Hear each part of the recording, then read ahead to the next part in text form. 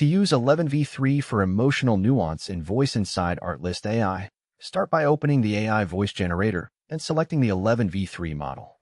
This voice model is designed specifically for expressive, performance-driven speech, meaning it doesn't just read your script, it performs it with emotion and variation. Once you've selected 11v3, paste your script into the text box. The key to getting emotional nuance is how you write the script itself. Instead of long, flat paragraphs, break your lines into shorter, natural phrases that reflect real human speech. This gives the model clearer moments to interpret tone and emotion. To guide emotional delivery, you can use audio tags inside your script. These are simple, bracketed instructions that tell the voice how to perform a line. For example, you can add tags like whispers, excited, sighs, softly, or angry. These cues help shape how each sentence is spoken, adding shifts in tone and feeling throughout the voiceover.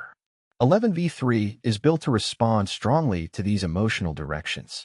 It can interpret not just what the words say, but the emotional intent behind them, creating a more human-like performance.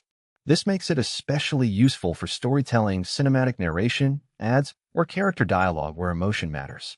If the option is available in your settings, you can also adjust emotional stability.